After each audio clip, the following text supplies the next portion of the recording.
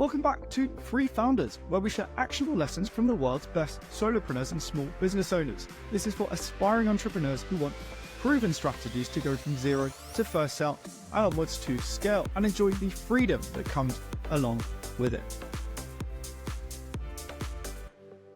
My guest today is Behrad Mirafshar. He's launched 30 plus app businesses through his company Bonanza Studio, a product and studio design. He's a two-time startup founder, including now Grover, which has become a unicorn, and successfully bootstrapped 3 companies on top of that. He's going to have some unconventional advice and tips and tactics about how to launch apps based on his vast experience in this space. Expect to learn, firstly, the mentality required to successfully launch a business, his journey from opening his own cafe in Tehran to freelancing and onwards to building Bonanza Studios over the last 4 years, and some concrete tactics on launching 10x faster than you think you can. Let's jump in, Behrad. The thing that, we've taken before a couple of times, and I find your story really interesting. The thing that really jumped out when I did my research was bootstrapping a cafe in Tehran. Tell me about that. Was that your sort of first entrepreneurial experience? That was the craziest time in my life because it was towards my end of bachelor program, and then I was going with my friend looking at venues, different places. We found a massive basement, and this is such an emotional part of my life because my friend passed away, and for a week I could not stop crying. One of those moments in my life that I couldn't really share it. I couldn't really talk about it. I was just like waterfalls coming out of my eyes. And so with him, we would go to different places, look at potential spots for this cafe. So basically, I cannot really take ownership. I was just there to support my friend. So I helped him to realize his vision. He really wanted to create a space for artists and creatives in Tehran to come together. And at that time, when we wanted to do it, socio-political space in Tehran was very closed. So doing a cafe seems like a very easy thing to do, but we're talking about 2009 and 10. It was absolutely a very, very difficult endeavor. So towards my last years of bachelor program, and he wanted to do this, and I jumped on it. But at the same time, I wanted to get out of Iran and Tehran because I just wanted to live outside, go to Europe.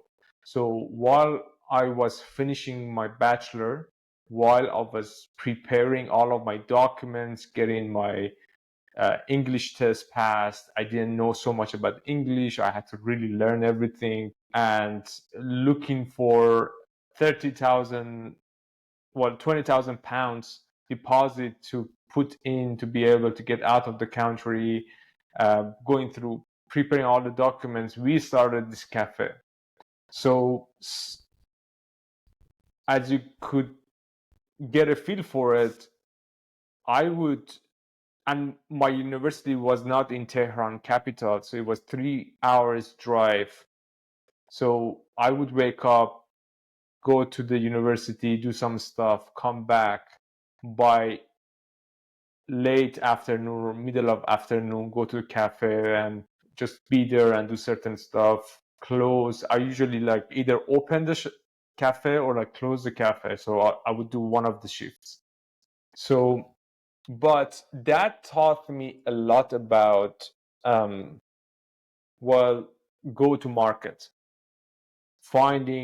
So that was my obsession in my professional life, is to help clients, partners to go to market really fast at scale.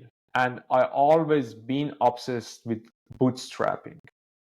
I'm not really, when it comes to my own businesses, I do not want to share that with anyone else.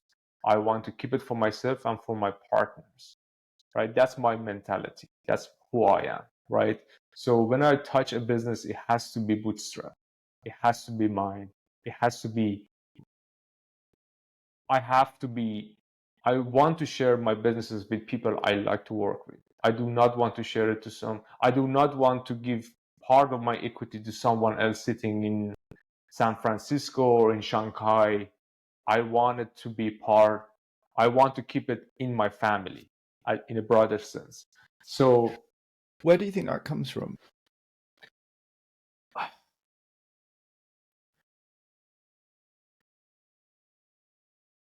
great question. So I was part of Berlin startup scene, and I was part of founding team of 2 startups. I was part of a team to realize a vision, and I got tired of it. I told myself, Behrad, stop building other people's dreams. And as soon as I started to look myself seriously, and I started to look decisions that was entirely mine towards my own career, towards my own entrepreneurial journey, I started to make a lot of mistakes, but those mistakes were mine. And I suddenly couldn't look any other way.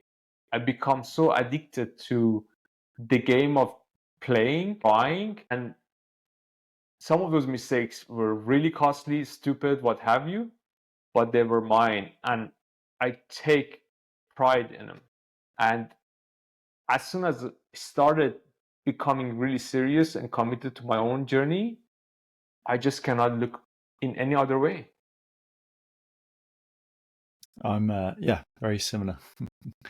I ask because it's interesting. I think that you start with a bootstrapped business, a cafe, obviously very different to a digital business, but similar in many ways, right? You know, you need customers, you need a product they want, you need to listen to feedback, and I see that as a thread. I think many people, you know, once you open that phrase like opening a can of worms, opening this world of solopreneurship and having equity of your own business, it's very difficult, I think, to go back to the venture-driven model.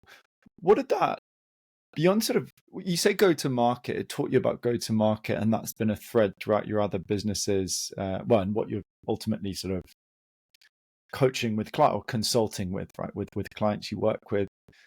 What specifically was it about bootstrapping a cafe in Tehran, like in that context, that was so profound for you? So, something interesting about cafe model is that you need to be having runway for like 1 to 3 months, 1 to 6 months to get to a level of financial situation that you get to even out or get to profitability. From month 1, we are profitable. So what we did was that it was early days of Facebook in Iran. And 3 plus 1 that we co-founded the cafe. We were really active on Facebook, right? We were one of those early adopter of Facebook, and we had a big network. And by just being on Facebook and talking about it, we all of a sudden like started having a Facebook group of over 3,000-4,000 people in it. So we did not have any problem with generating demand. We had problem from actually week 2 with meeting the demand. We didn't have enough cups, and we didn't know. Yeah. We would just like, we didn't even figure out how to, because like when you run a cafe, you have to buy everything in bulk. But from very early days, we got so much overwhelmed by meeting and catering to the demand that folks would come to the cafe that we didn't even have time to find the right supplier. We would just go to the shop next by and buy things that we needed. So we ended up having have a lot more cost than normal cafe would have, because we didn't have that 1 to 6 months of preparation. So you would usually like set up a cafe, open it up, do PR, do marketing and all that, and wait for the demand to find you and get to know you. We didn't have that. We had problems of who would be the supplier for us. But we were so busy. It was like basically we would open the cafe, and from 1 hour after to like the very last minute, we had to like ask people to leave. So we had a problem with meeting the demand rather than generating the demand, and that was completely done organically through, well, at that time it was Facebook, right? So from early days in my entrepreneurial journey, I learned a big lesson is that finding the right GTM, go to market motion, possible. If you don't find it, it means that you haven't looked enough, you haven't tried different channel enough. Often entrepreneurs go after the channels that others are using, and they're not willing to go through this process of discovery to find the channel that or tactics that would work for them.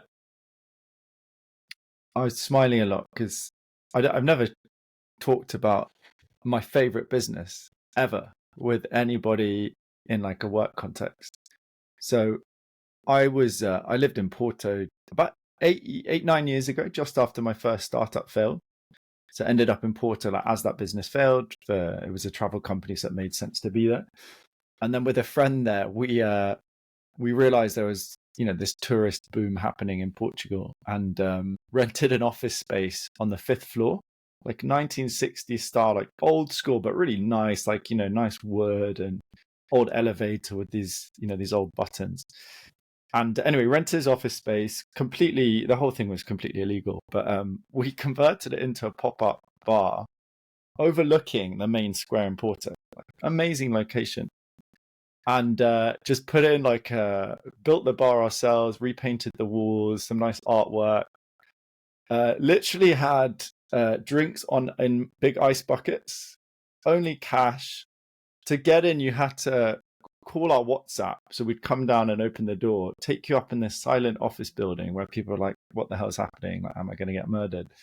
Basically a speakeasy. And then they come out to this beautiful terrace with we've done grass, we've done like nice, wooden beer tables, music, and did it for 2 summers. It's my I think of the memories of that place are just easily my favorite business. Yeah, the joy you get looking out on this space, and it was tiny, 50 people interacting. You're playing your own music. You're with your friend, like looking across. Money's exchanging. First ever money I'd made outside of employment, and yeah, just what a joy to run. I mean, completely unsustainable. And we closed it after 2 summers. But for me, I think similar to actually when I look back, like the lessons were so profound around. Firstly, seeing happy customers and the joy you get from that, worth more than any money. And just the related to go-to-market strategy, we had a similar thing where it's like, we were like, okay, we've got this awesome space. Like, how the hell are we going to find people? Because there's no sign on the door. So eventually we worked out that we could go on meetup.com, organize a meetup for people visiting the city, like digital nomads and tourists, and then host the event, obviously, at our own bar. And that was what we did. So we got like 40, 50 people a week, word spread amongst Portuguese people that was this cool little hidden bar. And we sort of, we found that very niche channel that, we wouldn't have thought about unless we were forced to find a channel that really worked. But yeah, I was smiling a lot. I see you smiling a lot as well, talking about this cafe. I think there's some similarities there. I want to fast forward. So go ahead. Brilliant. It's brilliant that your onboarding journey, like they have to call you, you go calm down, bring them up. They have to silently go up, right? This is just like. And I also was like generally quite quiet in the lift because I found it quite funny that, I'm just like, what the hell are they thinking right now? This old lift, it's really slowly going up. But yeah, it became an advantage for us that you have this very unconventional onboarding, like getting into this building. And word of mouth obviously spread because it was different. So the importance of differentiation became a lesson for me there as well. Yeah. I want to fast forward to 2020. So So you moved to Iran, to Germany, and you did a lot of different design, freelance roles, a couple of startups. So I want to talk about Bonanza Studio. April 2020, right at the peak panic of COVID. Right. Coincidentally, by the way, exactly when I started my previous business, Pod MBA. Tell me about how you started that business, particularly in the context of the world being in chaos at the time. Prior to that time, I was doing consultancy. So I would be brought into different projects. I was not involved in scoping the project, closing the project. So this project, typically massive project, that I would make 20K, 30K out of like 4-week engagement. So imagine that how much was the total project value if I was making that much, right? So I was having a very comfortable life. I would go from one project to another project, and I would typically get booked out 1 week out after delivering one project. So I was working with a couple of very big agencies in Germany. So they would provide me with next. And each time I would do it, I would tell my wife that, hey, that's it. After that, I'm going to do something about my own life, right?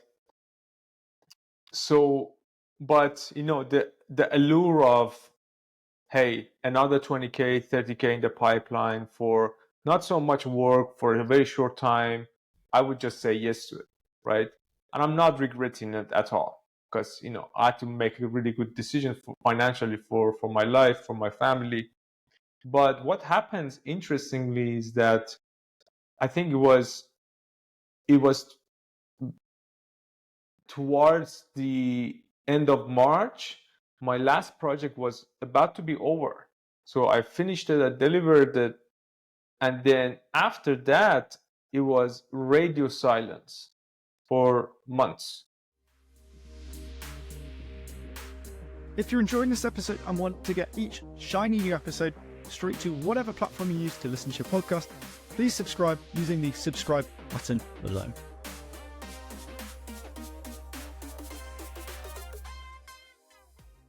So, because every company, every industry,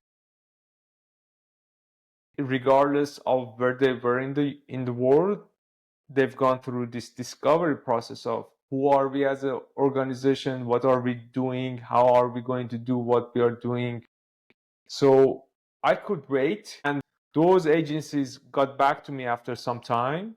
They asked me, hey, are you available? Like that was like 3-4 months down the road. But I had a choice to be made. Do I want to wait, or do I want to do something about my own life? And that was very telling. April 2020, that was a hallmark of my career, that it was, of course, is a disastrous moment for a lot of folks. A lot of folks' relatives died. People had to isolate, what have you. I don't want to go back to those dark times. Yeah, I was like, just don't even talk about it, please. Yeah, recent history. No one wants to talk about it. But I took that as a sign. Okay, I'm sitting here. I'm not doing anything. I'm waiting. Do I want to play the game of wait and see, or do I want to pull up my sleeves and do something about my life? It was risky. It was very uncomfortable position. I did have some runway till the end of the year, but it's my savings. I don't see it as my runway. So I took the calling, pull up my sleeves, build businesses. I've done their websites, I've done the branding, I've done their product apps. So these are the things I really was good at. I could do the entire thing myself, and I did it. I asked for help, brought in some other folks. So, and then I started pitching my services. We're going to do your website, we're going to do your app, we're going to do your UX. And it took a while to sort of people start seeing me differently as a business, and for the words to get out in the streets that, okay, there is another vendor available. But I'm really happy I did it. It was the single best decision I've done for my career, I would say. What I realized that, so 2020 was a bit of a sort of like a slow year for us, because I had to really go into the trenches and write contracts, define our services, build, do social media and all the stuff that you need to run a business, especially run a service business. But 2021 was complete takeoff. I remember for like a period of 1 week, anytime we close, I used to like send it to my wife, hey, we close this, For 1 week, we were closing so much that my wife thought I'm spamming her with this. It was like, is it you, or is it someone like took over your phone? And soon that taught me a very important lessons. Folks that are able to execute, folks that are able to deliver, there is always opportunities for those. And we are competing with the likes of, you name it, with big agencies that they take over massive projects. We are competing with those as well as the small ones. But what separates us to this date is our execution. Yeah, I think it's, I don't want to bring up COVID because it was a pain in the arse, the whole experience, but just generally in terms of people, and particularly independent, whether it's consultants, freelancers, business owners, it was very clear who was resilient and who was not mentally resilient. I think a lot of people took, because I was in a similar situation. I was consulting just stopped March 2020, and then it was like, I think a week of feeling sorry for myself, or being like, oh, what do I do? Which direction do I take? And then being like, right, time to get to work. I'm focused. And then similar journey of starting a business in April, and for me it was the best professional thing as well that's ever happened. Maybe apart from the pop-up bar, but yeah, how I think resilience and mentality generally is something that I really want to dive into. But resilience for you, where does that come from? Is that from the classic immigrant story of moving to a new country and having to sort of start again? Is it something instilled in family? Is it coming from a country like Iran where there is a certain level of repression that we might not have in the West? Like, where do you think that comes from in your case? I think it's a combination of all of it. My background certainly helps. Having to leave my country at the age 21 to go to a completely different culture and trying to sort of like get my With head no around German it as well, right? Did you speak I German? went actually to Sweden first because I wanted to do my Okay. master, Mhm. right? And then in the past 37 years of my life, I lived in 4 countries. Mhm. Right? It's different than visiting a country. I've lived in 4 different countries. So certainly that really plays into it. So I think I've inherited some of that resilience from my mother and my father. I was born in a war-torn region in Iran. So really, like, I think I inherited some of that resilience from my upbringing, my father and my mother.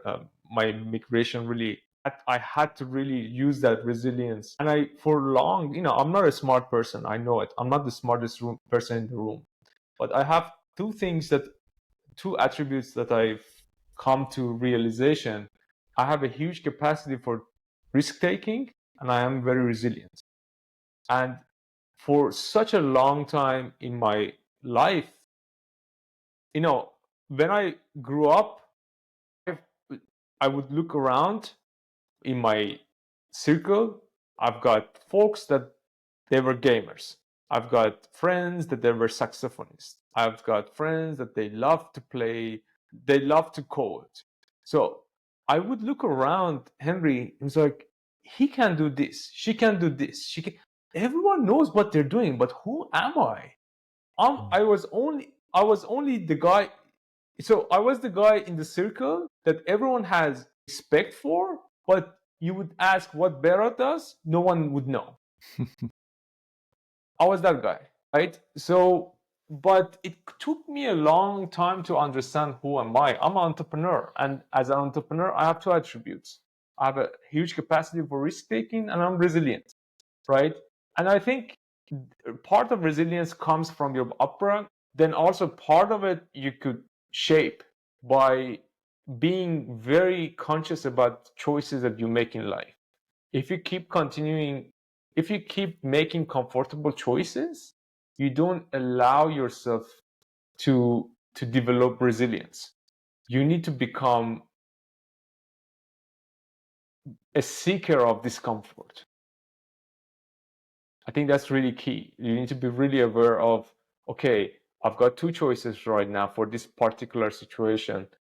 One is easy or easier, one is like more, there are more nuances around it or more ambiguous. I would typically go for the one that is more unknown, because I just like the idea, like the trouble of it. That's how I like sort of like navigate my life. Okay, for example, last year I've had my first son and I moved country within a time frame of 6 months. Right? I like it. I just like the idea of it. Okay, if we can do it now, let's do it now. It's funny how many parallels. We had our first child and moved country as well, like a few months after he was born. But I want to come back to resilience. I think it's so, it's one of these topics, right, that is, it's talked about a lot. It's common to say resilience is important to entrepreneurship. And I think there's two,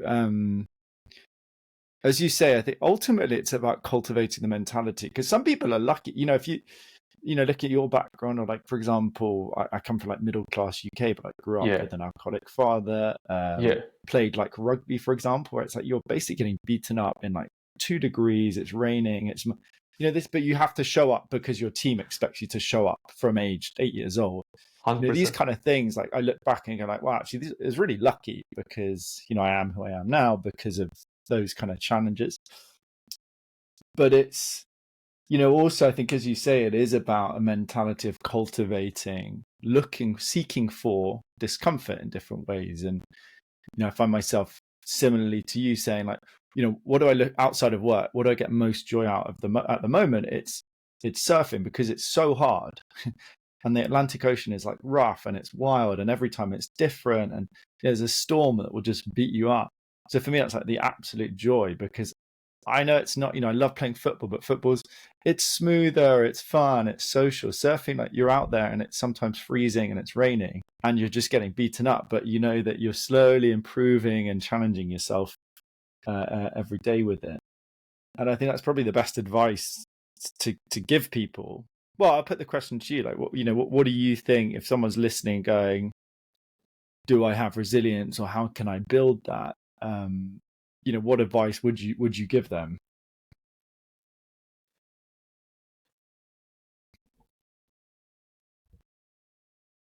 I think background is different. Both of us come from really hard upbringing. I know my family, by no means, we were like middle class in Iran, so basically categorized as poor in Europe, right? So I had to climb my way up, and by nature, and I had to face the cold face of life from early days. It's encoded in me that life is not easy. I don't have the sense of entitlement. I always navigate my life that based on my decisions are predicated on the fact that life is unfair. That's how I live my life. No one is no one is entitled to give me something. I have to earn it. I have to earn it by showing up, right? So this is how I, navigate my life on a daily basis. I like to do hard, even like, you said surfing, I do boxing, right? I go Literally twice a beaten up. week. I go twice a week to one of the hardest 1 hour sessions I ever attended. I sweat, like I come back as if like I took 1 hour shower and then go back, eat something, very tired and exhausted, start my day with that tiredness, right? I just like the idea of, I think if you want to play the game of entrepreneurship is an extreme sport, you need to train yourself with extreme activities. That's the only way you can, like I see a lot of entrepreneurs, not a lot, but I've seen some entrepreneurs that they trying to do entrepreneurs, they trying to become entrepreneurs, trying to found businesses, but the environments that they put themselves in is not ripe, is not the right environment for themselves. I think you need to really be careful about what kind of activities you're doing. So for me, I don't allow myself to sleep for 8 hours. I usually have to wake up around 5 a.m. because not that it's everyone tells me, because it's just that 5 to 8 is my sweet spot to get things done. It just is. Otherwise, from 8 a.m. to like 7 p.m., I'm get bombarded by email, Discord, Slack, WhatsApp, what have you. So I just want, like, it requires a level of sacrifice that you need to be committed to make. Otherwise, it doesn't fly. Yeah, I completely agree. And this is one thing I find challenging with clients. And I really want to hear about your work with working with clients on Bonanza and mentality there. But I find it very difficult because, so I'm working with people that are helping them start their own solopreneur business, taking them from zero to first sale. And then, they can go on from there. It's very difficult to filter people because, I don't want to work with someone that I don't think is going to take it seriously. No one comes in going, I'm just joking around building a business, but they're going to lack resilience, for example. And I think my conclusion, it's just very hard if you're not, it's like if you're not cascading different things, like creating a snowball effect of just momentum from, boxing, hanging out with the right people, cold shower in the morning, waking up early. I think it's very hard. Doesn't mean the business needs to be hard. For example, I don't think most businesses you need to work like 14-hour days. The start's always hard work, right? But I don't think that's necessary or not essential. But you do need this mentality, and that mentality of just focus and determination. I think has to be something that is a daily practice. So it's no surprise that most successful entrepreneurs are getting up at 5 a.m. They're doing a cold shower. They're doing some sort of extreme sport because it's, that they're preparing themselves for the day. And I just want to conclude on that point you made about something that I've always lived by and sort of never talked about. I don't think many people around me sort of share that, is, that idea that life is unfair. And it's just like, no one's there to give you a pat on the back or be like, I see people on LinkedIn complaining, like, I've been searching for a job for months. And sometimes I just give them a half truth and say, look, you need to basically create value. That's, if you create value, someone's going to hire you and want to capture that value. 100%. And secondly, like, what have you done to change that? Feeling sorry for yourself is not going to change it. You could go, life's unfair, the market's bad, right? I can't find a job. What have you done to improve your CV? What are you doing to network? Have you started a podcast? Are you reaching out to people? Are you going to meetups? I think it's a harsh truth and just a harsh reality. But perhaps the key lesson for other people there is I suspect we are happier as people, you and I, because we just go, this is what the world is like. Life is unfair. So I just need to step up and deal with it, because so suddenly everything's within your control. right? Or you detach yourself from outcomes, as we talked about before recording, and just are, just carrying on with what's important to you, staying focused, staying determined, staying positive, and these kind of things. Let's talk about mentality in relation to clients. I think it's different where, say, I'm coaching one-on-one with somebody versus, let's say in your case, where you're working with, I don't know, for example, a team wanting to build an app idea. Tell me about the importance of mentality and with those teams, how you approach, how you cultivate it. Do you filter people out, for example? Like what is, how do you think about the importance of mentality? I think it's key. I mean, as an entrepreneur, you need to be able to go into a room, read the room, identify the key people, have a read on the politics, like the hierarchy, the status of people, who makes the shot, who should I be have a close eye on. So it's something that I think if there's a course for it, if there is a systematic way of approaching it, I think everyone should read that book or like do that course. It comes from it. You can develop it. You can through experience. I was lucky with Bonanza that I get to work with over 100 startups now, like founders, even like we have enterprise clients, completely different people. So whenever we bring in new clients, it's just I tell my team that as a joke that we may become a psychotherapist at some point in our career because it's just a continuous act of getting to know someone, earn someone's trust, allow them to it's a huge ask that we are expecting our clients to give their business to us so we can really like take over and like bring it to a level that is better than it was before us. So I see that it's a very honorable when someone does that, when someone trusts us, I feel very honored, right? So that I would come to and I try not to use client and customer as a way to refer to our people that want to work with us. I call them our partners now. Mm-hmm. This is a term I'm using, right? And what do you do for your partners? You go above and beyond. You try to provide them value. Even knowing that you are not the right person to provide them the value. So I had 3 discovery calls yesterday. 2 of them, I told them, you don't need an app. Don't do it with us. The other was, I cannot do this for you.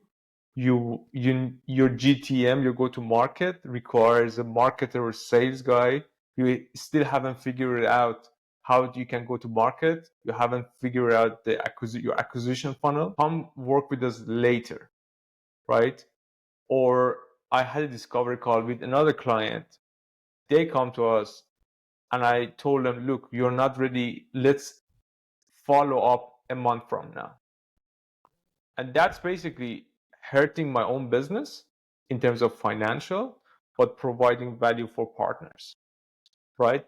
And person by person is different. Some people are warm-blooded, really. Some people see them as aggressive, but I see them as passionate, really passionate about their business. Some people are relaxed. Some people allow you to take charge. Some people want to basically walk with you. They want to know what decisions you are making. Some people are texting you on Saturday night. Some people are relaxed, waiting for their Monday weekly calls to appear. Then they appear and they check in with you and say, okay, go do your thing. So every person is different. Every company is different. Company objective, pressure, expectation, deadlines, what have you, are different. So you need to really count in all of these variables who the person is, what the company is aspiring to do, what are the pressure. You need to understand, you need to be able to ask those questions right away. How much money you're making? Do you have runway? How are you dealing with your team? Who is in your team? Are they capable? And how can I use their, because like when we bring in a client, we become their partner. We become basically part of their team for a while. Sometimes we have clients that have been with us for 3 years and counting, right? We have open-ended contract with them, right? So, and then in the past 3 years, I've seen people come and go, and whenever the new person coming, we have to go again, earn their trust, like pitch what we have been doing, go through past 3 years of like, achievements and failures and mistakes and what have you. So it's just a never ending process of establishing relationship, maintaining the relationship, developing the relationship. And sometimes we have to do all of it from ground zero again, because teams come and go, but the company stays. What keeps you motivated? So you worked with 100 startups, built sort of worked on 30 apps. What keeps you motivated on those projects? Like, having these conversations where it might feel a little bit repetitive at times, or dealing with a difficult client, or, a client who's just got a load of questions or not clear on something. So I can answer this question from different angles. First and foremost, I'm not going to lie. My survival instinct. When I was a freelancer, when I was a consultant, I came to this realization, I can only do this at this level for like next 5 years or 10 years or so. There will be a younger me coming into the market. They are going to outwork me. They are going to they're smarter than me. They are going to out execute me. So the only way for me to have relevance in this global market by just doing things that I could not think possible before. So I have this insatiable thirst to push for more. So I want to work with as many as startups, as many as founding teams, because I learn more, right? So this is partially because I know that if I don't do it, there will be a better me coming in and they do it and make me irrelevant, right? That's my competitor side, and I'm not hiding it, right? And another part of me, I just get excited with the new project, with the idea of helping another startup go to market and make a killing, grow their business. It just makes me excited. Right? Sometimes they're gracious enough. They give equity to me too, and I didn't ask for it. The thrill of it to join another startup journey and walk the journey with them. It's just addictive. Yeah, and I think I'm not surprised to hear that based on our conversation. And, as I said, you strike me as a pure entrepreneur. And I think it's awesome finding a business model where you can, not only you building your own business in the background in a really nice, stable way, but you're still able to sort of feel like you're almost starting a new business, right? Every couple of weeks or months with new clients. I just want to come back to that first point about competitive survival instinct as well. This is something I've struggled with. So I started my first startup during university, age 20, and only the last year and a half, 2 years, have I felt I've been trying to take the foot off the gas a bit. Right? Just try not to always be in survival mode, planning ahead, which is anxiety to some extent, and so necessary as well as a business person, right? You need to be strategic and be updating your hypotheses. So I find it very hard to balance. I've got a lot better, but hard to balance that need to, be on top of the game, act, be strategic, think about all of your options, whilst also making sure I'm enjoying the journey, right? Not sort of suffering for no reason. Have you do you feel you've solved that? Have you changed your mindset in some way? Like, as you know, now Bonanza is in, must be its 4th year.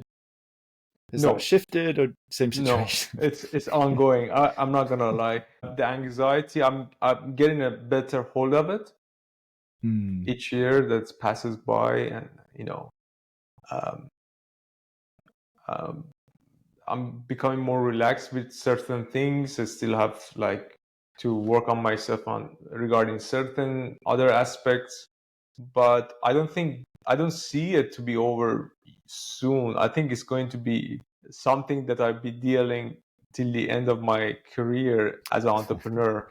I think everyone. And yeah, it's difficult.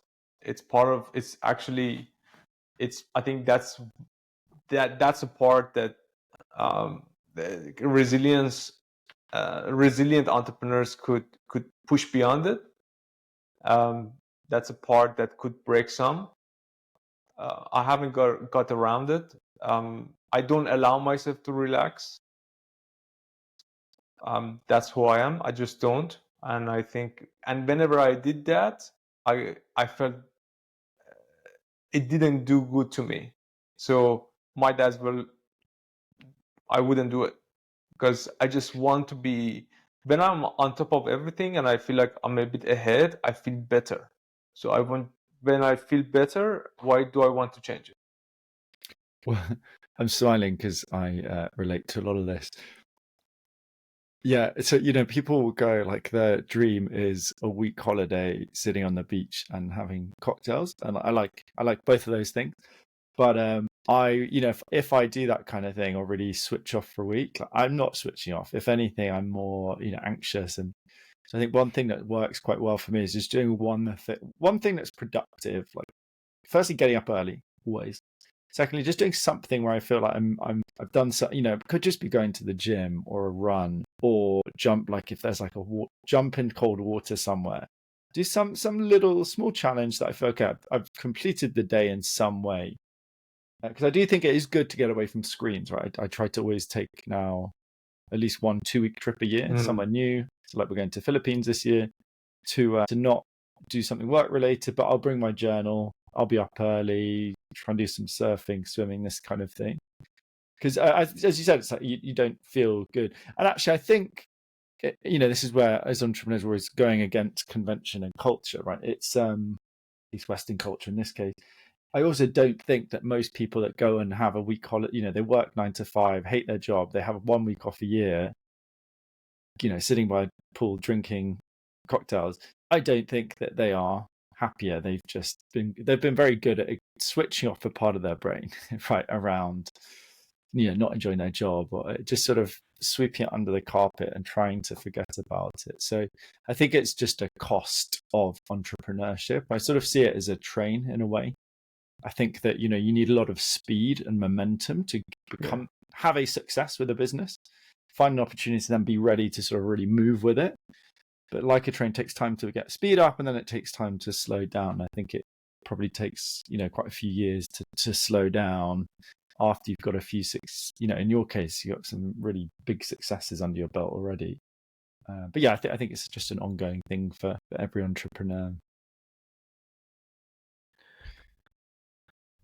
Yeah, I think something I would add to it is that, I mean, the ways that I sort of like, I think entrepreneurship and holidays entrepreneurs have difficult times to sort of like deal with holidays. So I don't take public holidays. So if there's a public holiday, I just work. I just don't like the idea of taking public holidays. I want to define my own holidays, something that I'm really proud of it. Because when I take holiday, I really plan it.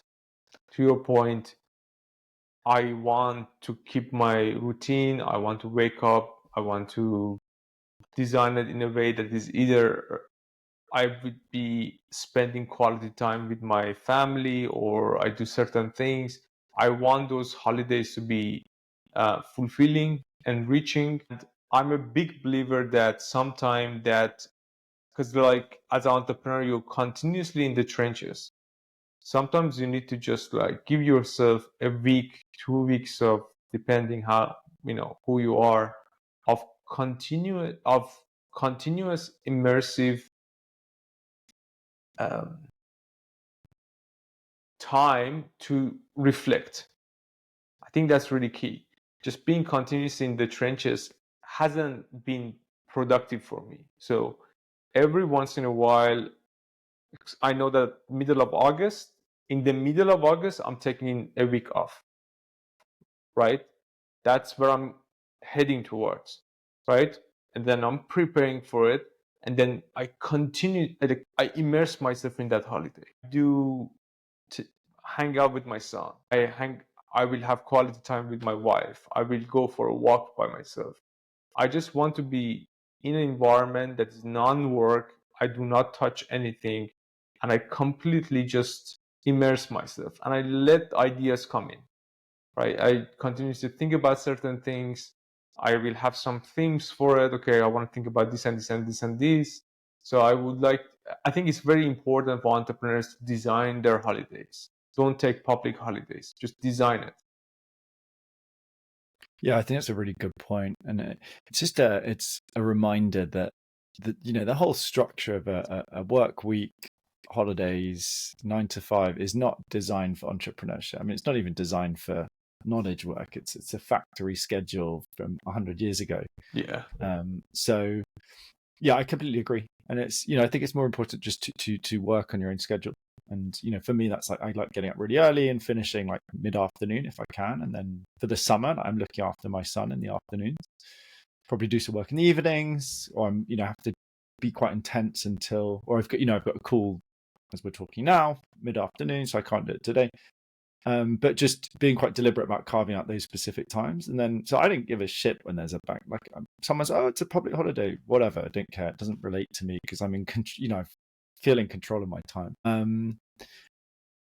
Also, yeah, I thought it was a really, a conversation worth having as well for aspiring entrepreneurs, just to be aware that there's a cost, right? Like everything, there is a trade-off. I think, this mentality of always being on and looking for opportunity means that there's a trade-off in terms of time you might spend with friends and family, the fact that the simple thing of going against convention. I think particularly for I can't speak to growing up in Iran, but if you grew up in the UK, it's like you go to school, then you go to university, and then you have a career job that pays really well, and it's good, decent, okay life work balance, right? We don't work crazy hours. And then when you don't do that, there's constantly, even now I'm 12 years in, there's always a voice saying like, basically your evolutionary instinct saying, be part of the tribe, do what everyone else is doing, like do not stand out. And these kind of things are not talked about enough. And I think you just have to make a decision, like, is it worth it for you? For me, 100%. Like I hated working for other people. I hated doing a 9 to 5. But there are costs that come with it. Behrad, I want to talk about now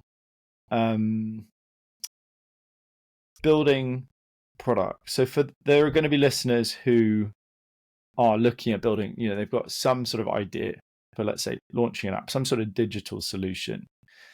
Now, there's so much advice out there around, okay, well, how do you do that? Well, great. Well, you go find a problem and then speak to the customers, and then you build an MVP, and then you charge them at some point for it. I want to go beyond that generic advice. You've had a lot of repetitions building apps. What's maybe one surprising learning or tactic advice that you might give? Sorry, let's start with that. One surprising sort of learning or approach that you bring in now that you think increases the chance of success for an app you're working on? So we offer a very fast app delivery package. We launch your app in 4 weeks. You don't pay upfront. We take all the risk. You only pay if you delivered on time in 4 weeks. So my first pre-sales call, they're like, is this for real? Is there a hidden camera here? Are we being pranked? What is it? No, it's when you look at the digital app, B2B, I don't know, HR, productivity, sales, marketing, typical application. Between 50 to 80% of this application are the same. What is it? You got an onboarding, you got a sign up, there is some sort of a calendar going on, some sort of like reporting, some sort of task management of some sort, notification, right? So when you like compare 10 apps, put them next to each other, there's like 60-70% of them are the same. They're branded differently, maybe they have a different UX, but they do the same thing. So what is it that makes you different? What you're offering that is different from the rest, right? Just do that. That's the focus. That should be your focus. The rest, there are pre-built components already out there. That's why we can deliver apps in 4 weeks. It's not rocket science, right? Yeah, and I think that's, differentiation is it's talked about, but it is not talked about enough. I think particularly in the product space, there's so much emphasis on like, how do we build stuff, and we need to build things quickly, and it's like, it does not matter. 2024, I mean, there were 10 times the number of products from 2008 to 2018. I think that's probably skyrocketed now. Maybe even look at 30x over the last 10 years. You need to create something that's genuinely different and valuable for somebody, I think, as you say, rather than just doing, and it's easy to go, oh yeah, but we're going to be like we're going to be the best calendar app. It's like, oh, what do you mean? It's easy to say that, but what is it? Are you a calendar app for like people, co-parents, shared calendar? I don't know, some unique way of delivering that unique market or whatever it might be. How do you instill that? Do you work through? No, let me ask you another question. So if let's say someone's listening and they are thinking of starting a business by themselves, how do you suggest they go about trying to differentiate or discover differentiation, right? Again, to be clear, differentiation, not just different, but something that's actually valuable for a target customer.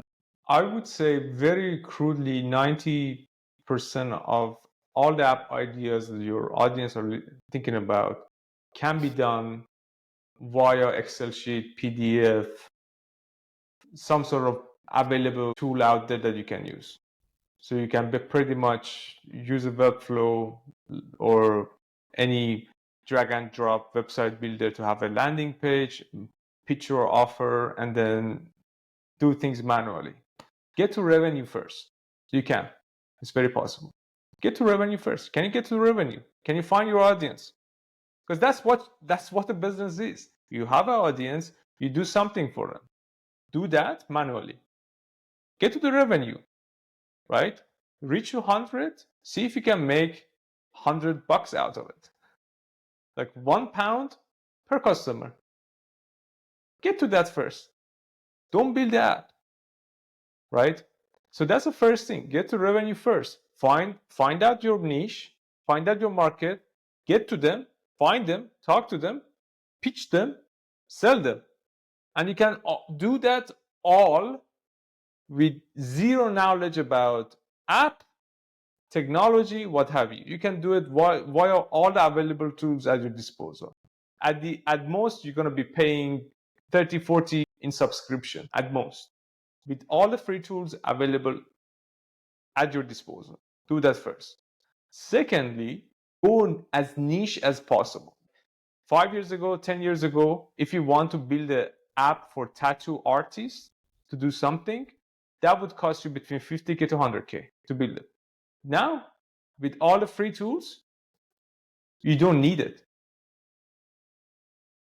Even if you decide to build the app, it probably costs you 10K. So the nicher you go, the nicher the market that you serve, higher chance of finding the market, higher chance of getting to the revenue, because your solution will be really hyper specialized to the needs of those people. So that needs to be, that's your advantage right now. Don't build another task management. Just go on the App Store, search task management. The list is infinite. Don't do it. That's always the example I give. Project management, task management tools. Don't do another sales enablement platform. Don't do another marketing. Go build an app for lawyers to sort out their reports. You can charge them a lot more because that's a reporting for the lawyers that is very niche. It's a very high net individuals. They are more willing to pay for it because it specifically solves their problems. Go build an app for tattoo artists. Like really pick your niche. I think that's your advantage. I'm going to play devil's advocate there because I mean, I completely agree. It's music to my ears when you talk about revenue and niching down because this is what I've advocated for 5 years, and it's not new, but it's difficult for aspiring. It's difficult for any founder, in fact, to say to be humble and say, I'm going to start with this, golden retriever dog owners in Portugal. Yes. 100 people. You have to be humble to do that rather than saying, I'm going to target all dog owners around the world. Is it something that you just have to learn through experience by going? My first business, for example, is like all backpackers, this huge market, global, but mainly my ego saying, what's the point if I'm not building a massive business that's raising millions of dollars? And then only through that failure did I go, okay, well, maybe I should have listened to people like Behrad and gone more niche. Like, how do you approach that with clients, for example? Is it just a process of education? It's something that I'm always struggling with. I'm not sure how to approach.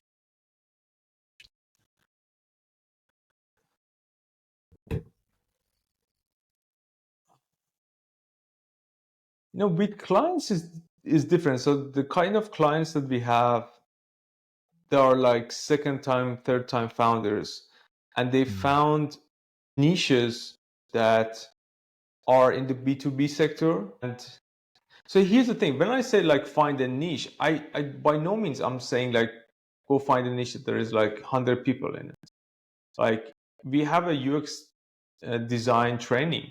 For us, as long as you can work remotely, we accept you, right? But the byproduct of finding a niche, you can niche around geography, you can niche around skills, like UX design is a skill, geography is a niche. Allows you to form a community, right? Right now in our community, we have about 15,000 UX designers. If out of these 15,000 UX designers, 10 people commit to the training per month,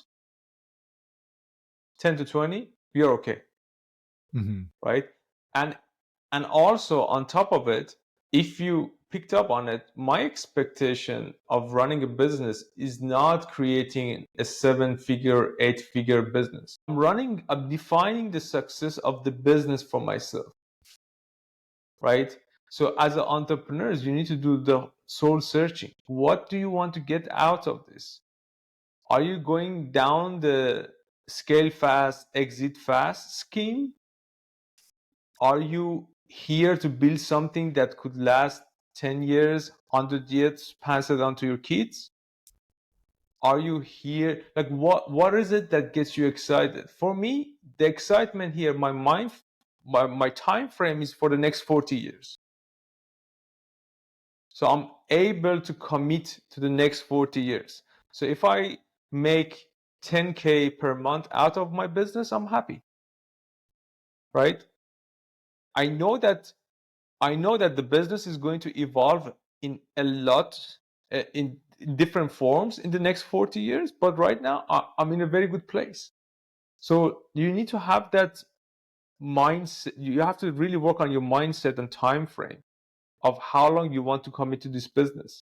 Are you going after like a quick exit, or are you here to play a long term?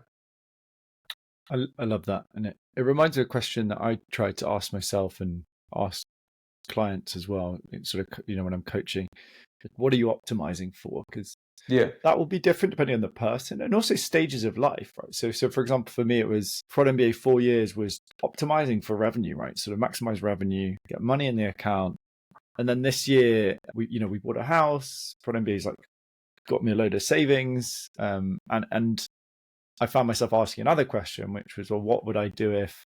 Comes from Chris William actually in Modern Wisdom. What would I do if money and status wasn't a factor? And I suddenly said, I think it's helping people start businesses in different ways, and speaking to, and learning about solopreneurship. And it's why the podcast started. It's why I've started Break Free in New Business as well. And I think it's so key because as you say, you see people go, I want to build a startup, and is it ego driving that? Greed, money, status? Do you really want that? Or is it actually just that you think a startup's the only way to build a business? And I think a lot of my work is around showing like there is another way. There's a solopreneurship where in your case, it's you can bootstrap, and you can bootstrap digital companies really effectively.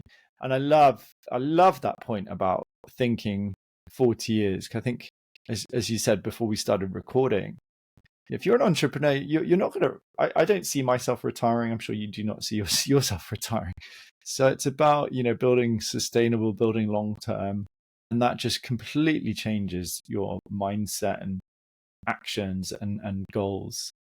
I definitely want to do part 2 of this. I honestly loved it, the whole conversation. I just want to wrap up with a few quick-fire questions. What's one piece of advice you would give an aspiring entrepreneur? You could only pick one thing.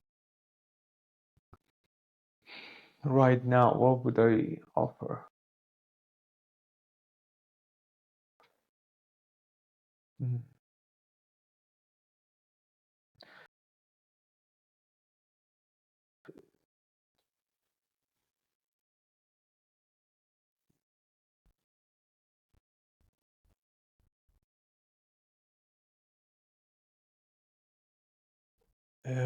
Good question, but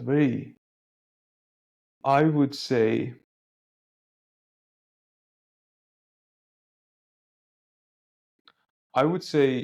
that entrepreneurship is a game that we play, is a game for adults. And if you're not enjoying the playing of it, just quit. I think that is excellent advice and quite very unconventional, but I think you're absolutely spot on. And it's something I'm sort of realizing the more I'm observing other people sort of step into the entrepreneurial space. Awesome. I think we're going to wrap up there. Any calls to actions? Where can people find Bonanza Studios? Anywhere people want to follow you? I'm around on LinkedIn. Try to post once a couple of times per week. Follow me over there, Bonanza Studios, in case you're interested in what we're doing. Just Google it, probably find it. And looking forward to see how you're going about the Break Free. I love the name. I love what you're doing. I think it's very promising, noble, and honorable. And I'm really blessed that you consider me to be part of it. Hopefully, I get to hear more about it. No, for sure. And honestly, I think as genuine, I'm saying this very genuinely, this conversation is the reason I want to do this podcast. I think it's amazing going deep in, your story, really talking about the nature of entrepreneurship, a lot of the challenges as well. And I think it's, been really enriching for me, and I think it will be for listeners as well. So thanks so much, Behrad. Thank you for listening to another episode of Free Founders. If you enjoyed this episode and want to get each shiny new episode straight to whatever platform you use to listen to your podcast, please subscribe using the subscribe button below. If you're feeling generous, why not share with a friend?